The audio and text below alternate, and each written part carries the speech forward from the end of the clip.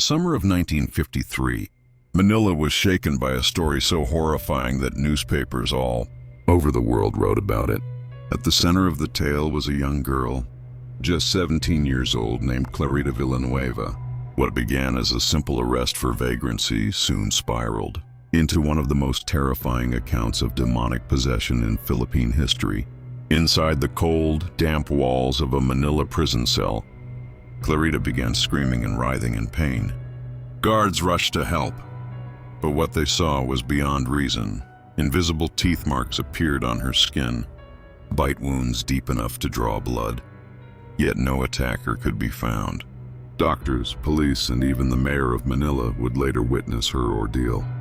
Tonight in Bloodline Files, we open the chilling case of Clarita Villanueva, a girl whose cries for help blurred the line between reality and nightmare, and whose story still echoes 7 decades later.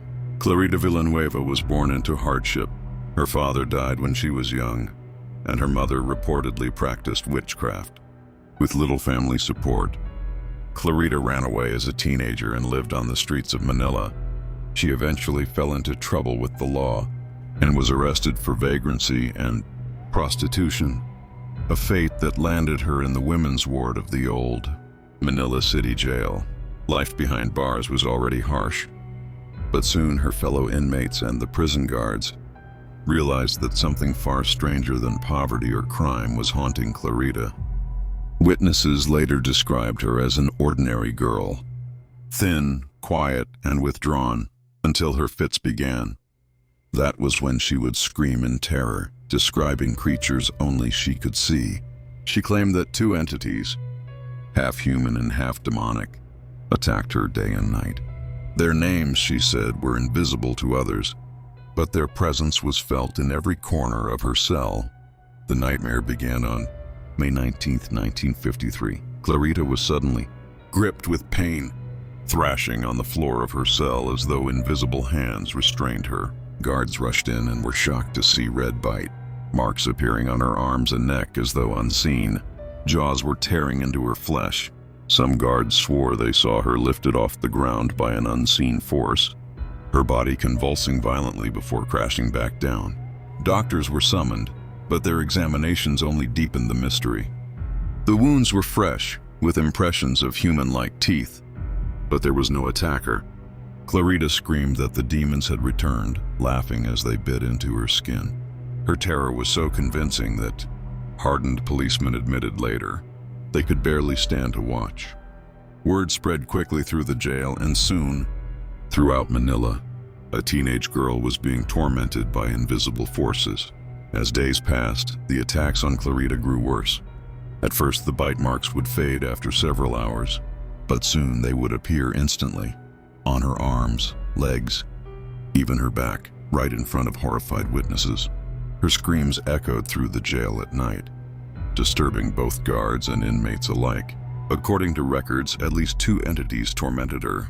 The first she described as a short, hairy creature with fangs, and the other as a tall, dark figure with blazing eyes. Clarita begged to be released from her cell, believing confinement made her more vulnerable. But even outside, the torment followed her. Skeptical doctors examined her again, attempting to prove the bites were self-inflicted. Yet while they were watching closely, fresh wounds appeared across her skin, too sudden and too deep to be explained by mere trickery. What was happening to Clarita defied not just medical logic but also human understanding. Doctors at the Manila City Jail tried every method they could to uncover the truth. They restrained her hands and feet, monitored her movements, and even observed her around the clock. Still, the wounds appeared. Medical professionals documented the bizarre events in detail: swelling, bite marks, scratches, and bruises manifesting with no physical cause. They ruled out epilepsy, hysteria, and other known psychological conditions. For Clarita was conscious during the attacks and consistently described the same tormentors. The medical reports eventually leaked to the press, fueling public panic. How could science explain a girl bitten by invisible creatures? Skeptics insisted it was all hysteria.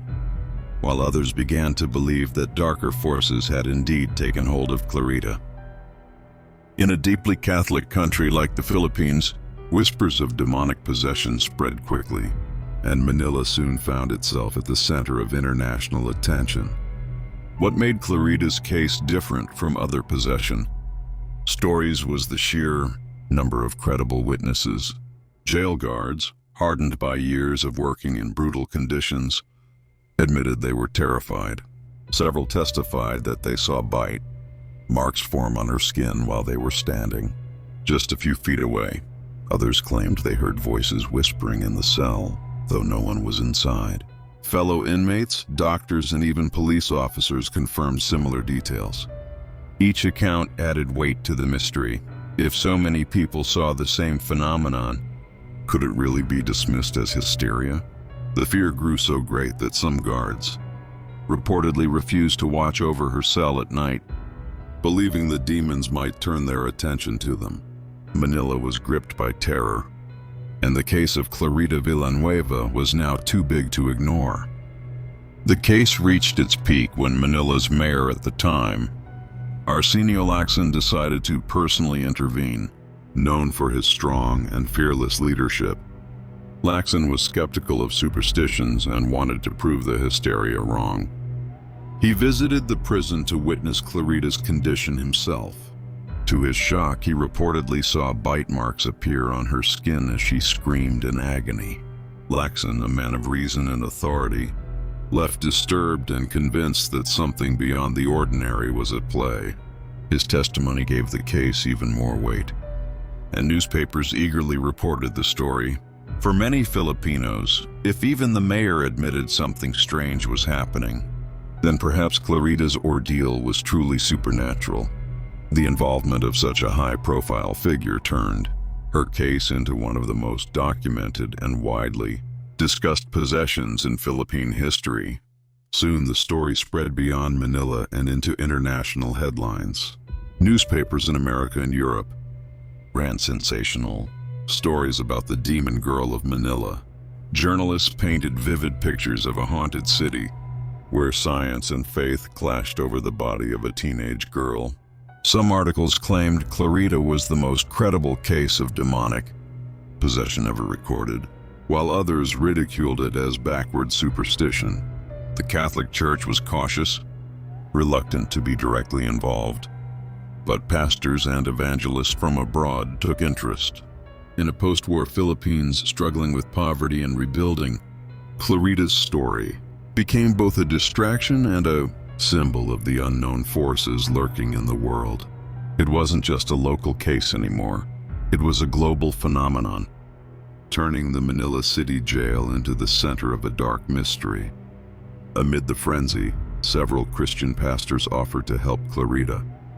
One American evangelist, Lester Sumrall, visited her after being granted permission. He prayed over her and attempted to cast out the entities through deliverance. Witnesses claimed that during his prayers, Clarita screamed violently, as though resisting an unseen power. After repeated sessions, her attacks reportedly lessened, and eventually, the bite marks ceased to appear.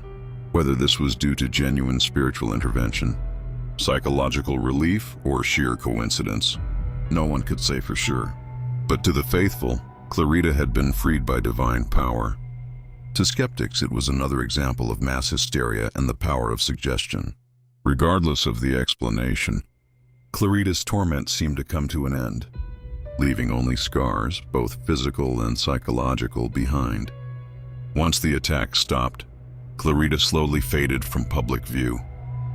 She was released from jail and reportedly returned to a quiet life, though details about her later years remain scarce. Some claimed she lived in anonymity, trying to escape the shadow of her terrifying past. Others suggested she remained haunted by memories of her ordeal, though no further possessions were ever documented. For Manila, however, the case was unforgettable.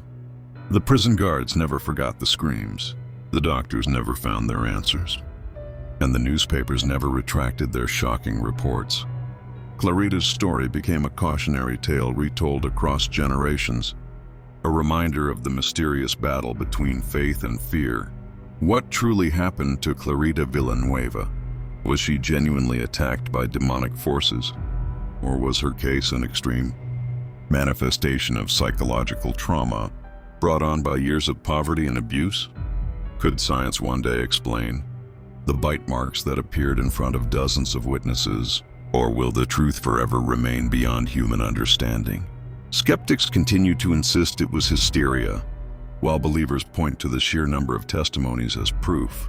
To this day, researchers, historians, and paranormal investigators cite Clarita's possession as one of the most documented cases of its kind, not only in the Philippines but in the world. Her story remains both a cultural and supernatural landmark, blurring the line between folklore and reality. Decades have passed since 1953, yet the cries of Clarita Villanueva still echo in the annals of Philippine history. Her case serves as a chilling reminder of humanity's deepest fears, of the unseen, the unexplained, and the possibility that evil walks among us. Whether a medical mystery, a supernatural encounter, or a tragic mix of both, Clarita's ordeal remains etched in memory. The Manila City Jail has long since changed, but for those who witnessed the possession firsthand, the sight of bite marks appearing on bare skin, the sound of a girl begging for mercy from invisible tormentors, and the terror that gripped an entire city will never be forgotten. And so we end with the question that has haunted many for 70 years. Was Clarita Villanueva possessed by demons? Or was her suffering the darkest reflection of the human mind? In Bloodline Files, we leave you with this truth. Sometimes, the scariest stories are the ones that really happened.